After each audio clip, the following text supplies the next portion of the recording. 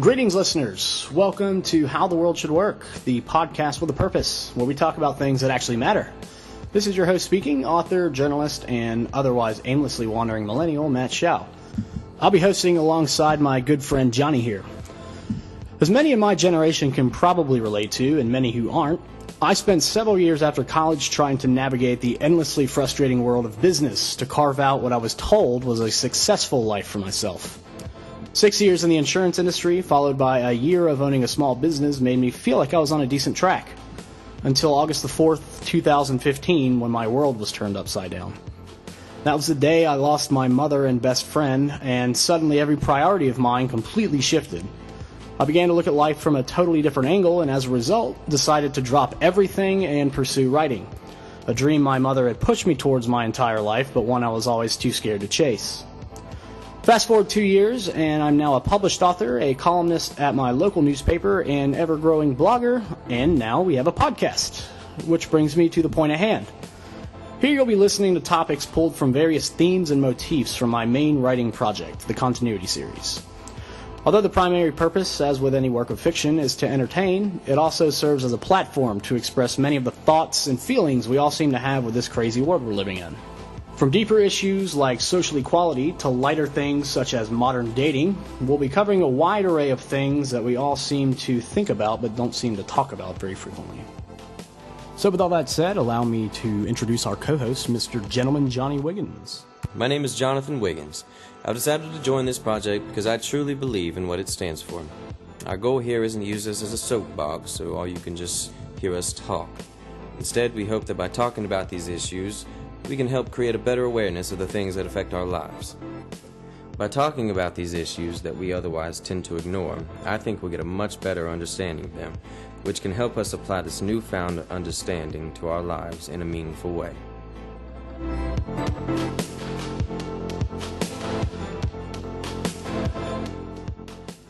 Episode 3, we are talking about institutions and specifically institutional reform. We're going to be focusing on some specific institutions, namely our educational systems, criminal justice, government, media, and religious systems. So hopefully we can keep this within an hour so we don't bore everybody to death. But the quote that I want to start out with is actually a quote by Judge Alex Kozinski. And he is a judge on the United States Court of Appeals for the Ninth Circuit, where he has served since 1985, and he says, in regard to the criminal justice system, the way we prosecute and imprison people is a deeply irrational system, little better than the roll of a dice. Which, coming from a judge of his stature, is kind of scary, to be perfectly honest, when you're talking about, a system that has impacted so many lives on a large scale. The way that that institutions apply to the Continuity series, really, it's more or less on a kind of a high level, because within the book there's a lot of different subplots in regard to, say, government corruption and media manipulation and those types of things. So there's a lot of that. That theme is pretty prolific throughout the entire story. So I want to first, before we get into this, thank the lovely Miss Virginia Corbitt for being here with us. Virginia was a teacher. So tell me, you taught back in the 60s, right? A little bit in the 60s, mostly in the 70s, and half of the 80s. 60s, 70s, and 80s. So you were a teacher back in the day when people, when you could still hit people on the wrist with a ruler, right? That's correct. When you could discipline. What do they call that? Corporal punishment, right? There's one capital punishment is capital's the death. Is death penalty. Yeah. Okay. I did some capital punishment too. For the ones that really didn't behave, okay. And honestly, knowing you, I believe that. But so one of the first things I want to talk about is just based on, because you help your grandson, right, with a lot of stuff nowadays with school. So what do you think, just again from a high level point of view, what do you think the main difference when you look at what he does and the stuff that the curriculum he brings home today, as opposed to what you taught maybe back then? Well, for one thing, of course, the school that he goes to uses the Common Core, Okay. which I don't have any use for at all. That's the math, right? The math Right. thing. Okay. The math. And do they have to do that? Is that like a federal mandate? Well, I think it is. I'm not sure I understand all I know about the Common Core, except that I don't like it. So that's, so I have not had much contact with it, except through my grandson, who's in the 5th grade. And there's a lot. I mean, I understand the process when he has to do certain things to go through a process, but it's a sort of a long way around to get to the answer.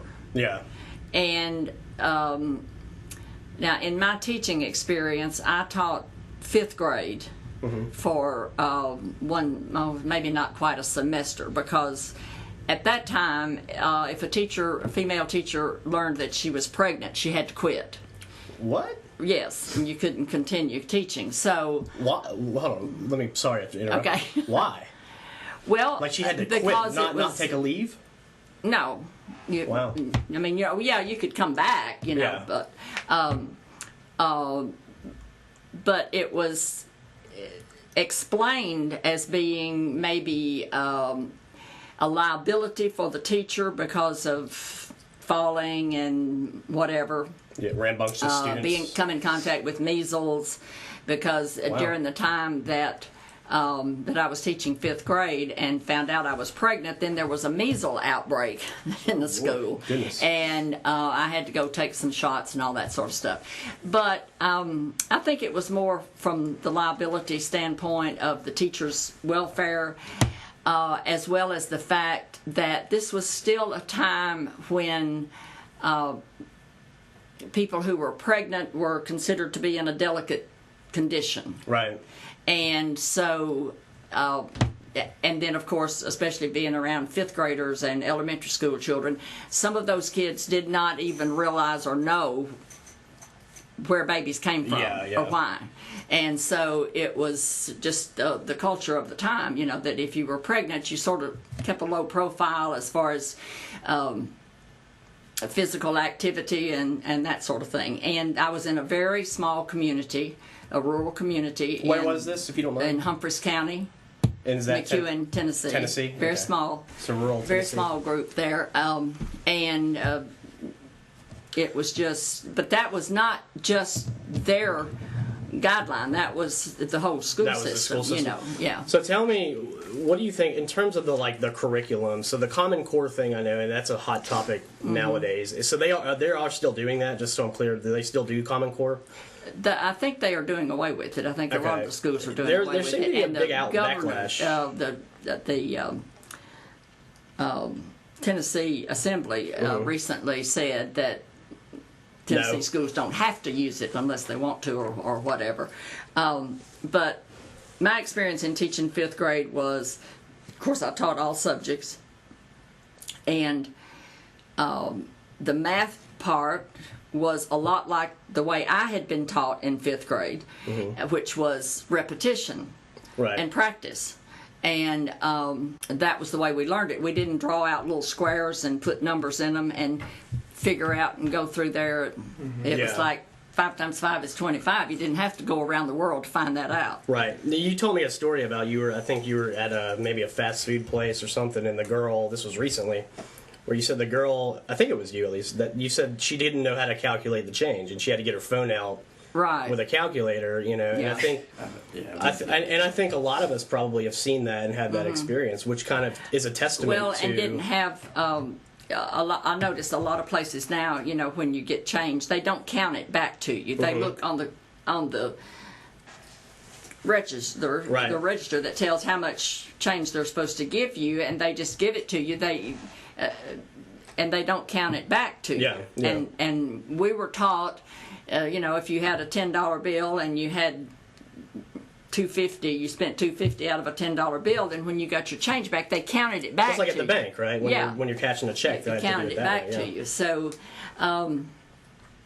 it's just. I think part of that's the fast-paced lifestyle now, where people aren't as concerned, Yeah. But I think the important thing there though is that arithmetic skill. I mean, with the technology that's I don't want to call it pervasive, but I mean it's definitely changed the way that we learn and everything. So another thing I want to ask is, when you taught back then, how much of your curriculum, how much of it was basically given to you, or how much oversight was there from either the state or the federal or whatever? Was it a public school that you taught at? Yes, public school. Okay, so how much of that was, or how much came from you as a teacher? Well, we had a superintendent, and we had a school board, and we had, I can't even think really what the title was. It was like a person who helped choose the textbooks, and of course there were always textbook committees, which were made up of teachers and the administration and everything. And actually, I don't remember the school board or any powers of authority in the area where I was teaching that said you've got to teach this. Okay. Because we chose the textbooks. The teachers did? Yes, there was a textbook committee, and it was made up of teachers from the English teachers chose the English books, the science teachers chose the science books. So you had some autonomy there. Yeah. Okay. And so, and then just whatever books that we chose to use, usually we used those for like 5 years at a time. That wasn't something that happened every year, but we'd choose a set of textbooks and we'd use them for 5 years. And then a lot of times re-adopt the same books for the different grade levels. And so we just, taught from those. Now, I taught English, so I taught grammar, and I taught literature and writing and so forth. So that was not an area that may have been as controversial as the science books or the history books. Right. Okay, that makes sense. The history books written by white men. Yeah. Okay. Well, that leads into my next question, because that's actually one thing I wanted to ask about, because I know if you look at the way particularly American history is portrayed, in textbooks and that we're given in school, as opposed to what reality is probably going to dictate as what actually happened. Our opinions of several big figures in his history would be much different. The history of our country is so vast anyway that it's impossible to get all of it in one history book. And so I think it's more like a summary or touching on the main points. I have always felt like that in order to really get a good grip on what was going on in the world, whether it was the United States or the rest of the world, at any given time, is to read about people who lived in that time and people who wrote in that time. Yeah. To read what they had to say. Like journals and that kind of thing, you mean? Right. Yeah. And because there are different perspectives. I mean, it's not all, and it's not possible to put all the perspectives into one history book or one science book. But read what Mark Twain wrote. Read what Eisenhower wrote. Read, and make your own opinion based on each of those. And that's where you learn to think. That is a very good You don't learn comment. to think by drawing squares and putting numbers in it. That is wisdom right there. Everyone take note of what she just said, because that is exactly right. And I think one of our biggest problems, not even in America, but I think is the inability to look at those different perspectives. Right. We can't swallow our pride, right? We want to see things. Because you're right. If you read a textbook written by a Native American, it would be a very different textbook written by somebody that Well, I had a very unique experience with a Native American.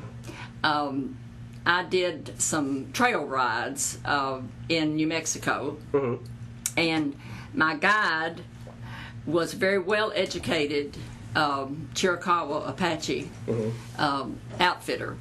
And before I went on the ride, he sent me a reading list to read all of these different books about the history of the area, the history of the Native Americans, and this was written from not just from Native American point of view, but from military people, pioneers, who were in the area there during the time of the Indian Wars, and the diaries that some of the military men kept that had been published, the diaries of some of the Native Americans that had been published. Yeah.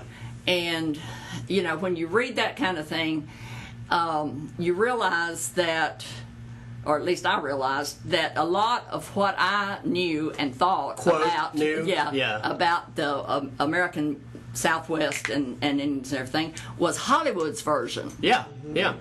But I still like those old cowboy movies because I'm a cowboy How at can heart. you not, Okay? right? John Wayne and, you know, yeah, right. And after reading all of those books and still seeing some of those old movies that came out in the 40s and 50s, yeah, there's a lot of reference that at the time that I saw that movie originally went right over my head. But after reading some of those diaries and some of those accounts of what went on, there are references in the Hollywood history. Yeah, yeah. But they were never expounded upon, and they were never really. The context was never there. Had you not have read those but they things, didn't right. go into a lot of detail. Not too long ago, I was watching a movie, and I can't even remember the name of it right now. But anyway, the Indian chief, the Native American chief, said, "We don't want any more of your blankets because they made us sick." Because they had that was intentional. They intentionally given the Native Americans blankets that had smallpox that were contaminated with smallpox virus, and a lot of them died because that was the plan. Right. Take away their food source, which was the buffalo, and give them diseases because they didn't have these diseases until the white men came. Yeah. So, reading those kinds of things taught me a lot about the history of that area. So, by the same token, reading diaries from people who fought in the First World War, the Second World War, the Revolutionary War, any war you want to name, those are the accounts that help you to understand what the mindset was, what the philosophy was of those times, what the people were thinking. What the passions are. And that's why I like journals particularly, because they're the unabridged version without an agenda. It's just like they're streaming their own consciousness without an agenda. Right? And you just writing down what your thoughts were at that time. And the history books just let us know that there was a Revolutionary War, there was a French and Indian War, there was a War of 1812, and blah, blah, blah, blah, right on down the line. And then, in order to really get a good grasp of the situation, read what George Washington wrote during that time. Read what Stephen Crane wrote about, the Red Badge of Courage and things like that. So, and I think, and how this applies, just to remind the listeners, how this applies to institutions is, that open-mindedness is and the ability to absorb different perspectives is really what I think is going to be required for people to, because when you talk about institutional reform, right, that's a really big thing to change. You can't really change structurally the fundamental way a government functions without these kinds of understandings. So I think that's why I'm really glad you made that point, to understand and empathize, even if you disagree with them, other perspectives. Right. And I've read a lot of things that I didn't agree with.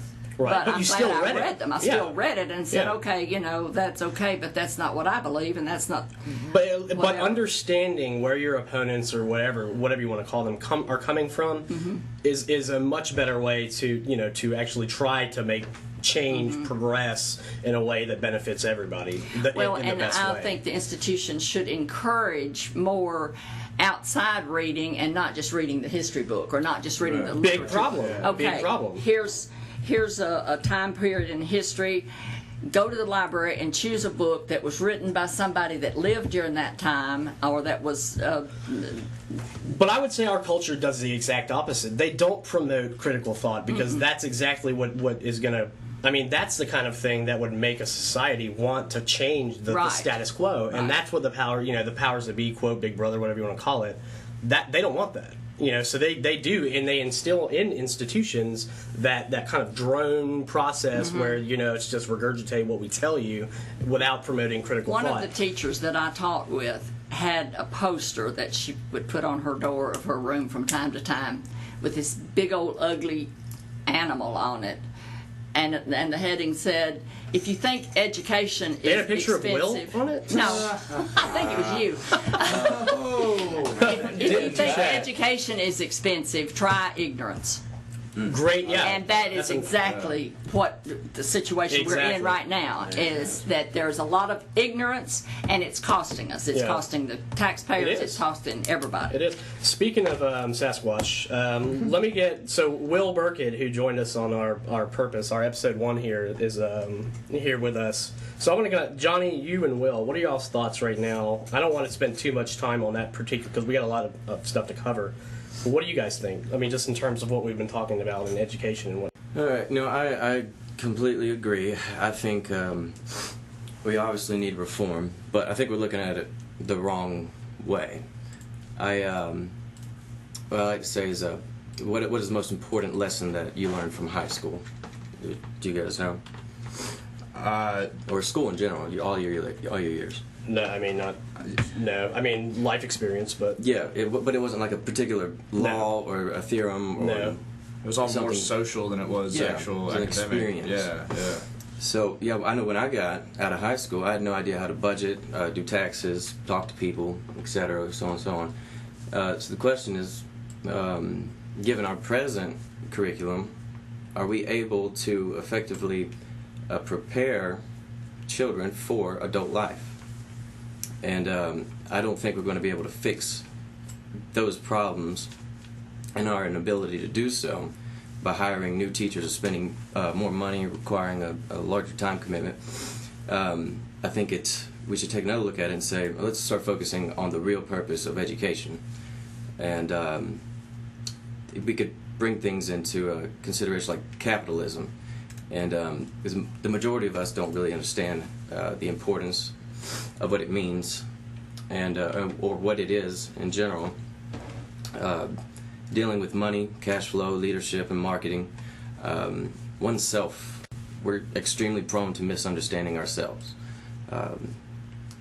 In a proper curriculum, we would study things like such as delusion, defensiveness, rejection, who we are best suited to be around, a better understanding and dealing with our fears, emotions, depressions, stress, anxiety, stuff like that. Careers, but just imagine if you were in school and had the ability each week to try 3 different careers out or new jobs, and that's going to help children explore what they might want to do with their futures. So these are things you think would be better off inserted into the curriculum, more productive than, for lack of a better word, the crap that we're currently being taught. Pretty much. Yeah, I would agree with that. I mean, I would agree. Sounds like the general consensus is just life skills. School needs to be better. It needs to be better at preparing us for life after school. That's a great. What is the point of school? The point of school is that very purpose, correct? Right. Mm-hmm. Yeah. I mean, so why is that not the center? The center focus of what we're teaching people. Well, that makes absolutely no sense whatsoever. I was about to say, and I'm sure we've all 3 asked this question at some point to one of our teachers. When in the real world am I ever going to use this? I mean, come on. That's what... tell me you haven't asked that. I mean, it goes all the way through college. I mean, it really does. I've told you guys before, I have a degree in economics, from Vanderbilt, which is a good school. And... I hate to admit this, but supply and demand is about the extent to that I remember because I don't use it. I mean, I remember I applied to be an economist at a fishery in Hawaii through usajobs.gov back in 2010. Just because I was like, hey, I got a degree, maybe it'll, I don't really know what I'd have to do. But I'd be in Hawaii. Yeah. I got the rejection email like two years later, I think. I stopped getting those probably like 5 years after applying to the federal waited government. a long time to reply.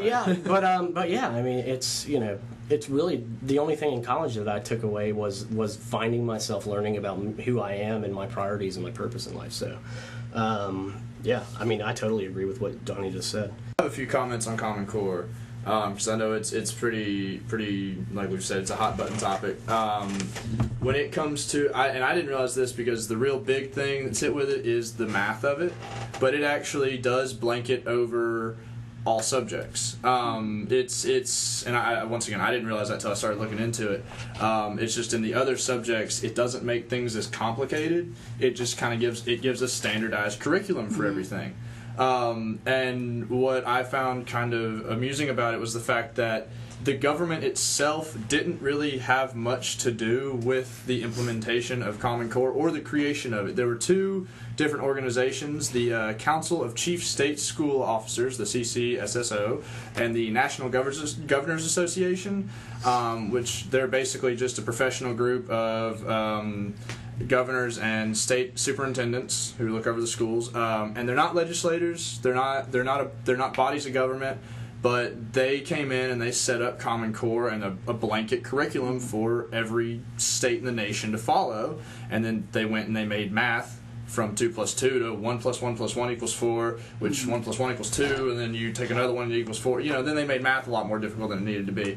And they really came up with it, and once the Department of Education looked at it, really all they did was implement it, and then say, implement this, and then they told the states, and they kind of coerced the states into implementing it by saying, if you implement Common Core, we will give you more funding. And we will give you more relief. We will, and they dropped it into No Child Left Behind. And that's what made Washington go, okay, this is why we're gonna use Common Core. I'm not a big proponent of Common Core, but I also didn't go to public schools, so I didn't have to follow Common Core.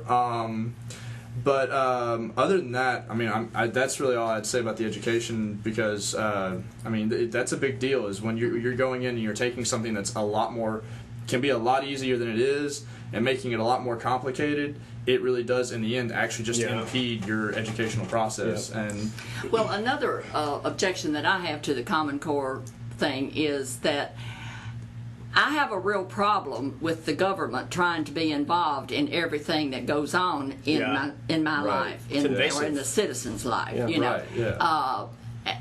And I know the government is necessary.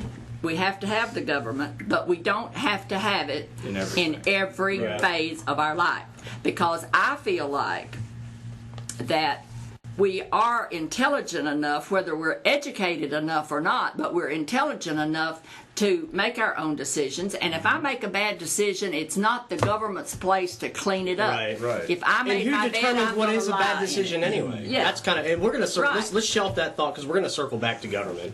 That's going to be one of the things that we talk about. So before we move on to criminal justice, so how the world should work, I think we should stick to the brand and kind of talk. What are things that we could do? What are ways, and maybe as a teacher you would have a better answer for this, but what are some things that we could do to improve that institution? Do you think that, less government oversight would be a good start? Leave education and what the curriculum that is mandated to teachers, that they have to teach. And one of the comments, we're going to talk about the social media comments, that will address what we're talking about, but do you have anything off the top of your head? I think, of course, I'm not going to tell you how old I am, but you can figure that out. If you can do modern math or Common Core math or old-timey math, you can figure out. The first year I taught school, the kids kept asking me how old I was, and I was. How nice! I was just out of college, but I already had gray hair, so that helped. But I told them, I said I was born 1 month. Wait a minute, let me make sure I tell it straight. I was born 1 year, 1 month before the bombing of Pearl Harbor. Oh, you was born 1920. And this was in the 60s, so then they didn't know a lot. Or, no, you were born in 1950 or whatever. They went all around the world. And so I said, well, when y'all figure it out, then you'll know how old I am. But anyway. That's like these news anchors going around quizzing people who won the Civil War, and they're like, the Redcoats? They're like, oh my God, really? It was not a civil war, it was the war between the states. Don't get me started on that. Okay? We will. Delicate topic there, I guess. Actually, so I'm going to read this response, since it pertains exactly to what we're talking about. On social media, I posed the question, what people thought about the institutions that we're going to talk about. and what are the current opinions that people have of these types of things. And we got a really good response from Jennifer Johnson Roberts. She's a teacher who we referenced in our first one about purpose, and I'm actually going to pull this one out specifically. We're going to get to the rest later, but so she said this: as an educator, one who believes in the power of having a quality education, it's difficult for me to say what I'm about to say, but here goes anyway. Our educational system in the United States is failing us. Many educators would say our parents are failing us, the ones who are around and enabling our children anyway, but I have reasons for my beliefs. Human beings are born curious. In an article titled Born to Learn, published by the News Tribune in Tacoma, Washington, chief editorial writer Patrick O'Callaghan states, "A hunger for knowledge thrives inside a child from birth. From the day of your birth, you are attuned to the world around you. You're a voracious learner studying shapes, sounds, movements, colors, textures. You strain to learn what adults can teach you, imitating them from the very day you leave the womb. You are masters of the scientific method, making observations, drawing broad conclusions, then testing those conclusions around experience," end quote. Think about that for a minute, and this is Jennifer talking. When we come into this world, we're ready to learn, excited to learn, and actually seek out those opportunities. As I sit here looking at my 8th grade math class, of the 30 students, maybe 30% of them really love learning. The rest of them are here because they have to be. So why has learning become a burden rather than a blessing?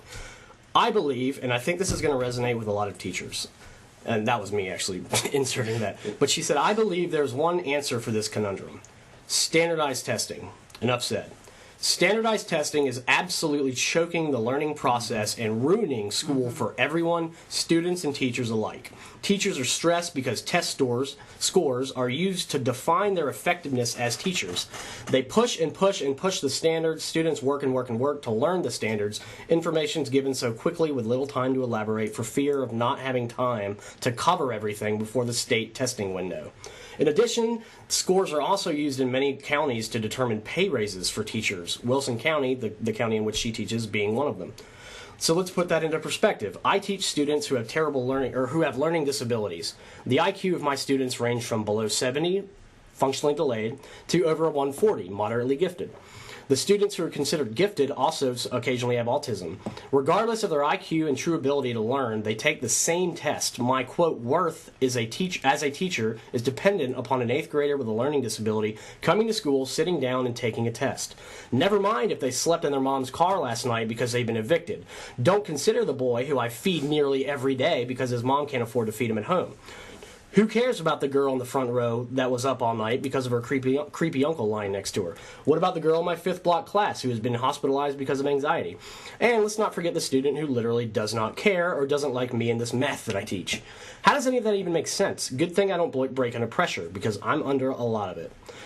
And then she goes on, she said, I've rambled, but education needs reform. Standardized tests do not prepare our students for the next level. Bring back vocational classes, finance courses, carpentry, mechanics, work, and she basically talks about tangible things and skills that we can learn from. And I happen personally to agree with pretty much everything that she just said, unequivocally. So. Well, I can't remember exactly when this study came out because, I can't remember what I had for breakfast, so I can't remember what happened a long time ago. But when they started doing some tests where students were supposed to show an association between this or that and the other, and this had stuck in my mind that they said the table and the cup and the saucer.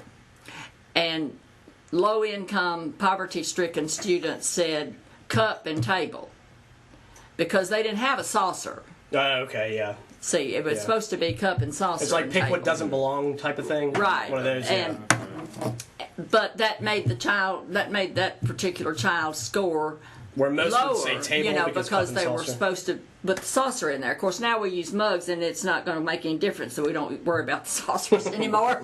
But at that time, that makes sense. It was cup, saucer, table. Yeah. But if you didn't have a saucer and you were lucky to have a cup, you just said cup and table. But that was not the right answer. Yeah. So that sort of brings home the idea that everybody does different. Everybody learns differently. You are there was a seminar one time that we had for in-service training called "You Are What You Are Because of Where You Were When." And you think about that. People who lived through the Depression are very conservative with their money, very careful about that, so depending on what your life experience has been, when you were growing up, or experiences or whatever, and then and that's why we are what we are, because of where we were when, and the influences we had. Either we nearly starved to death, I can remember my mother saying that she and her brother went to bed a lot of nights crying because they were still hungry. They were raised during the Depression. And so, and that made an impact on me. It also made an impact on her. She was a foodaholic, and when things changed, she couldn't have enough food around her. Every counter in our house was full of food. Freezer in the downstairs, freezer in the upstairs.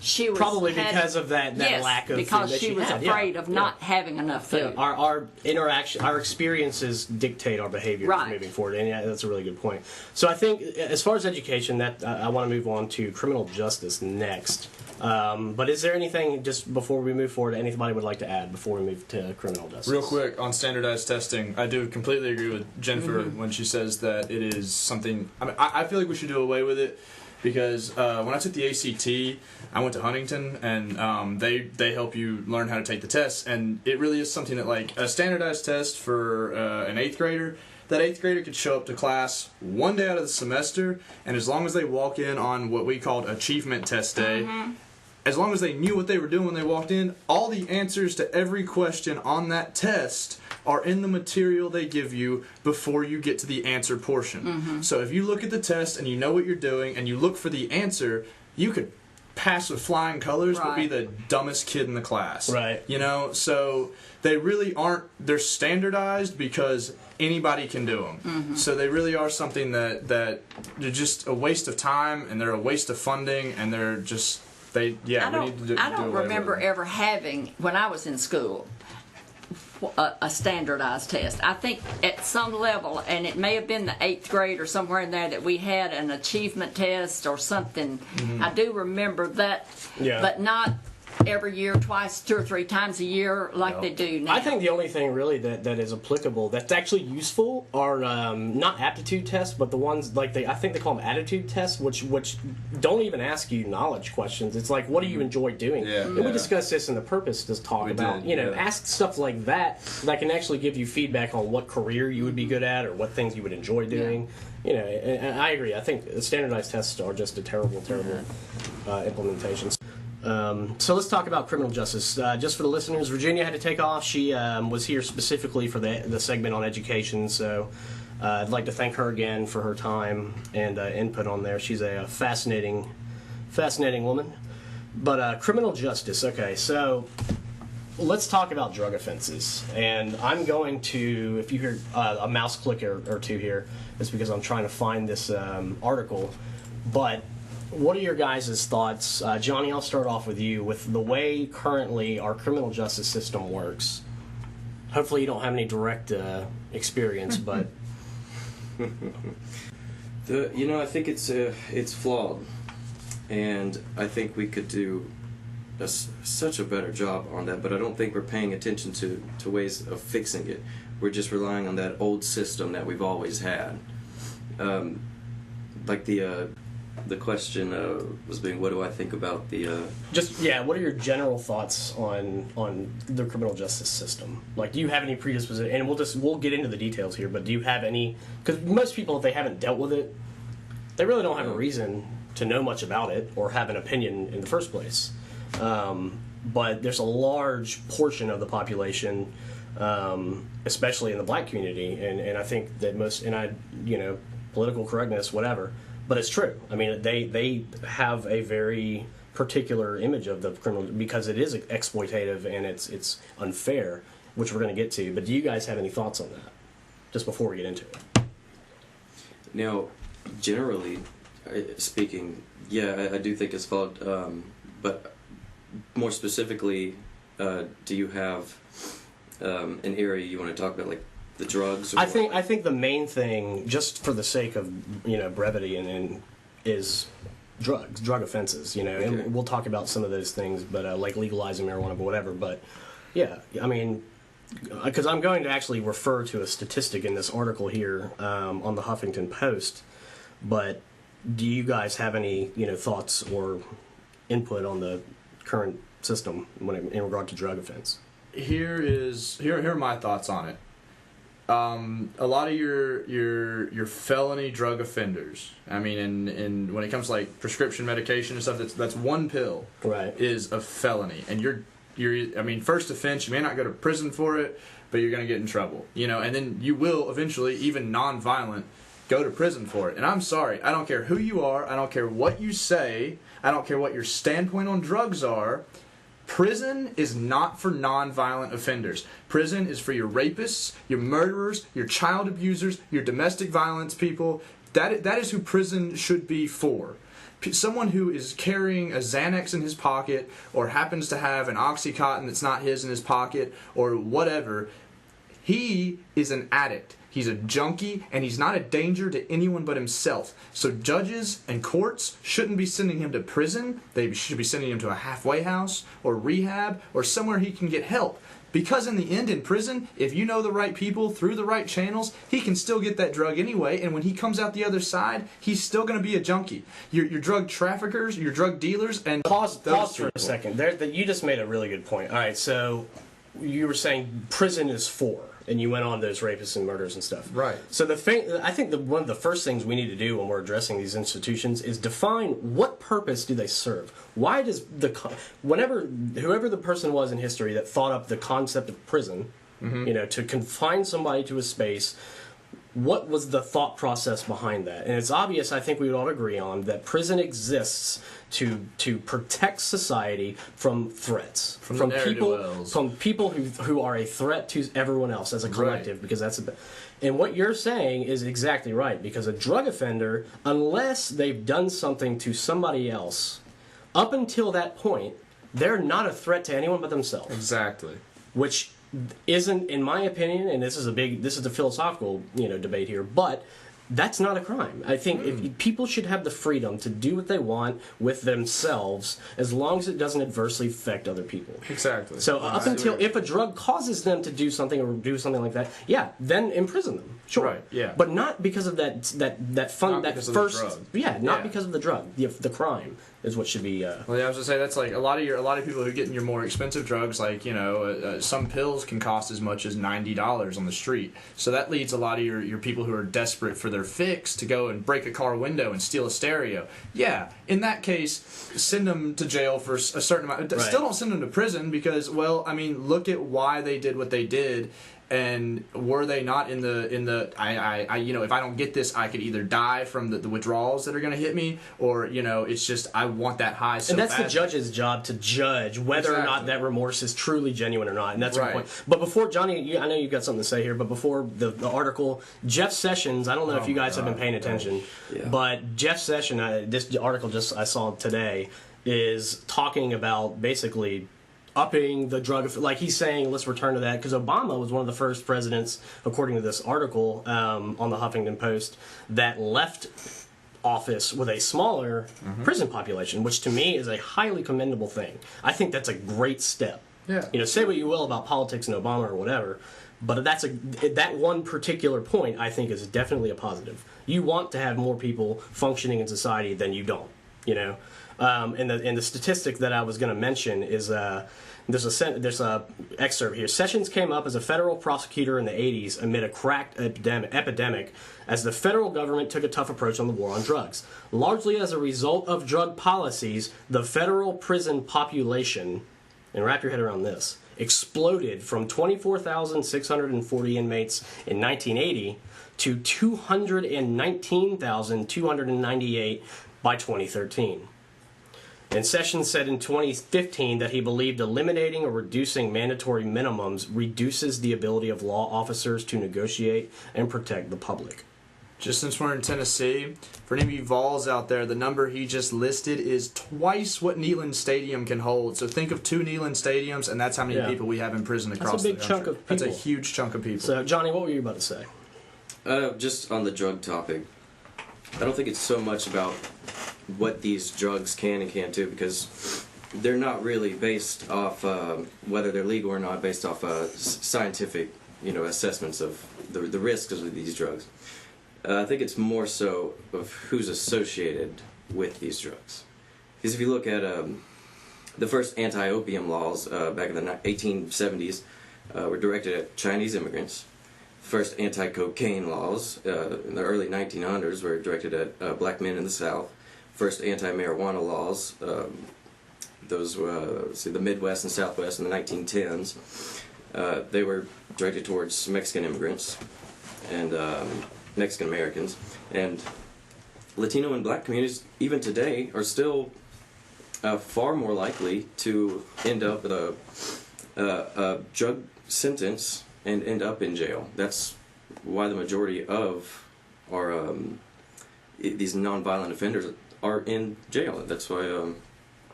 Why do you think that is? Do you think, and I think this is going on the how the world should work thing.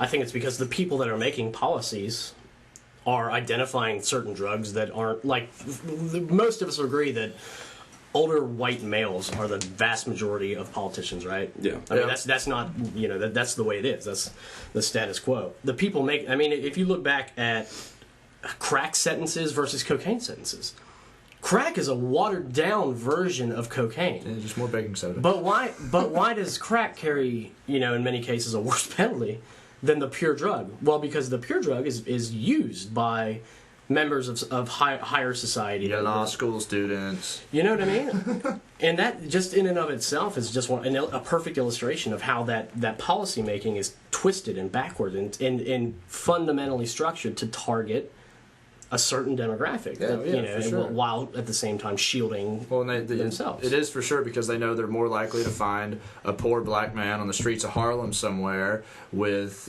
some crack in his pocket than they are to find a rich white law student on the streets of Harlem with a 8-ball of coke in his pocket so he can get through his finals week. And I want to refer to one more quick thing with the Obama administration. And this is from the Wikipedia article about the Crack Cocaine Fair Sentencing Act. The Fair Sentencing Act of 2010, Public Law 111-220, was an act of Congress that was signed into federal law by U.S. President Barack Obama August 3rd, 2010, that reduces the disparity between the amount of crack cocaine and powder cocaine needed to trigger certain federal criminal penalties from 100 to 1 weight ratio to an 18 to 1 weight ratio. It eliminated the 5-year mandatory minimum sentence for simple possession of crack cocaine, among other provisions. Similar bills were introduced in several Congresses before that was passed and whatnot. But so I don't know. I just think that's something that that needs. But that's definitely something that has to change. And I think in terms of, at the end of each of these topics, we're talking about ways to reform them to better identify how the world should actually work as opposed to the way it's currently working. And to me, when we're talking about criminal justice, drug offense, that's got to be addressed. It's ruining lives. It's creating, it's exacerbating this anti-police, that whole racist, all of that is involved. It's all in bed together. Those topics, one leads into the other. And it's just created such a divisive culture in America. I do want to make a comment about Jeff Sessions himself, just outside of, and some things that have happened around him that are somewhat outside of the drug arena. Virginia said it earlier when it has to do with government being in every little aspect of everything we do. But in this article you sent us, it has his memo to the Justice Department and all that in it. The Huffington Post link you sent us. First off, I believe, from my personal views, that his memo is fundamentally flawed for the fact that he brings up morality in it. And I'm sorry, but morality is like the separation of church and state is the same as, to me, the separation of morality and ethics. your morality is your own personal viewpoint and belief. The ethical view of things are set by your culture and your society. So to say that the decision should be made based on someone's morals or whatever, sir, I'm sorry, you need to rewrite your piece of paper because you yourself have done something wrong. He even says in his memo that you know, if you want to go past a certain point, you got to get to me first. Like, if you want to make a certain decision as a prosecutor, you have to send a note to me, and you have to get my permission before this can happen. And I'm sorry, but we shouldn't have to involve you in every sentencing decision that goes past what you personally want, because you personally did not write the laws. Well, so, that's another debate. Yeah, it is. I'm sorry. But, I appreciate. I appreciate the passion. I think that people need that, because nothing will ever change were it not for impassioned, emboldened, convictions. Right. So I applaud you for having beliefs and standing for them. So that's criminal justice. I think we've covered most of that, unless you guys have anything to add before we move on. I think one of your actual notes on our speaking points is marijuana, good or bad? Oh, that's a big topic. Let's talk about that briefly. So let's talk about legalizing marijuana. Johnny. And, okay, we'll start. Johnny, tell me your stance on legalizing marijuana and why.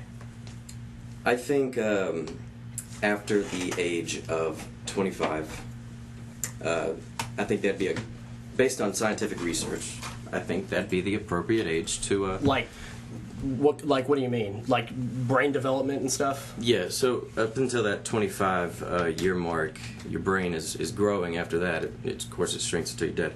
But the studies show that if you do smoke weed before that time, there are it inhibits growth, and so that's why I think it should be at 25. But what I want to know is if alcohol can kill 88,000 people a year, and tobacco 480,000 people a year, and you hear nothing from politicians on the matter. This man came armed with stats there. Right. I like it.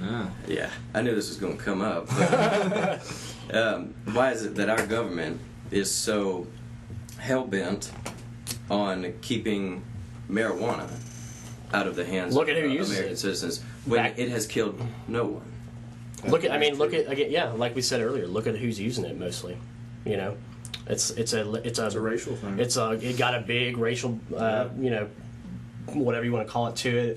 It's an affordable drug, so a lot of lower income people can use it. It's a good excuse. It's a good target for them to throw people in prison that they don't want to deal with. But we can't say it's not making progress. It's not moving. It is moving. It is forward, definitely moving. I think.